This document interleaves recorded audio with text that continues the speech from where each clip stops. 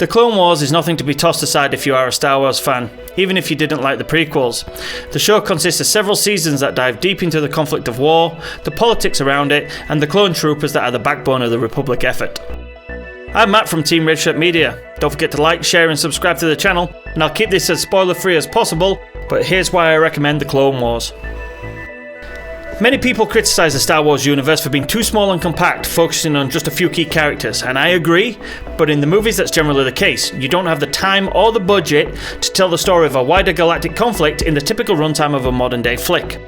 Expansion of the galactic story lends itself more favourably to a series, and The Clone Wars does just that. From the weekly episodic format, we get a real feeling of how vast the galaxy is and how far and wide the conflict has spread. We visit numerous different worlds, and our heroes get to interact with varying characters and species. Even though the series is a cartoon, don't let that fool you. This is for both kids and adults.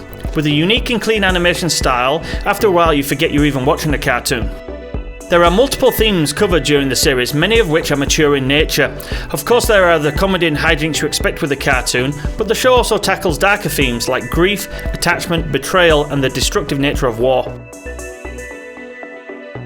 In the movies, we don't get a real in-depth explanation as to what the Force is, and for the limited scale of the medium, it works. For all intents and purposes, the Force is the MacGuffin that gives the Jedi his power. But in a 7-season show, we actually have time to delve deep into exactly what the Force is and just how it works. The Mortis arc is a perfect example of this, and has deep meanings to our characters and the audience. We see through the eyes of our protagonists the true power of the Force and that of Anakin Skywalker. One of the most off-putting things about the prequels are the two computer-generated armies that fight each other. The clones are very soulless, just like the droids, and therefore become very forgettable. What we have here is something way more meaningful. In the terms of character development, we get to know some of them in a way we never did in the movies. We get stories that humanise the clones and make us truly believe they are individuals that we could care about. The story arcs involving Fives, Echo and Tup are some of the most closely linked to the films. It is, however, Captain Rex himself that stands out and becomes just as important to the Star Wars universe as Obi-Wan and Anakin. Through phenomenal storytelling, these troopers amongst others become more than just clones. John Williams brought us one of the most memorable scores ever with Star Wars, and The Clone Wars builds upon this. Kevin Kinner adapts John Williams' themes and adds to it with his own style and creates music that becomes a character unto itself. From new individual motifs to complete musical pieces that exemplify the Force, Kevin knocks it out of the park. The last scene of the series has music that rivals even the movies. This is by far the greatest success of The Clone Wars. The character development brought to us by George Lucas and his Padawan Dave Filoni is what makes The Clone Wars a must-see.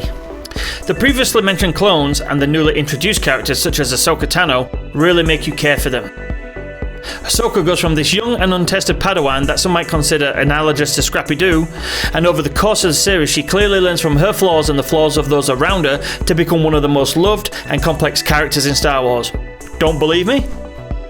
The creators also bring back a former villain, and this time round he's handled so brilliantly you don't even question the manner of his return. It is, however, the immense development of Obi-Wan Kenobi and Anakin Skywalker's relationship that makes The Clone Wars exceptional.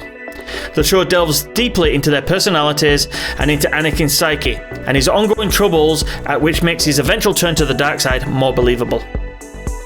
Even Obi-Wan is shown breaking the Jedi Code with his relationship to Anakin and other major players throughout the series, which highlights the flaws of the Jedi's teachings of detachment. Anakin and Obi-Wan are truly believable as brothers, and their bond is easy to see, which makes the climax of Revenge of the Sith far more emotional. Airing the ship. They don't have time to notice us. Subtlety has never been one of your strong points, Anakin.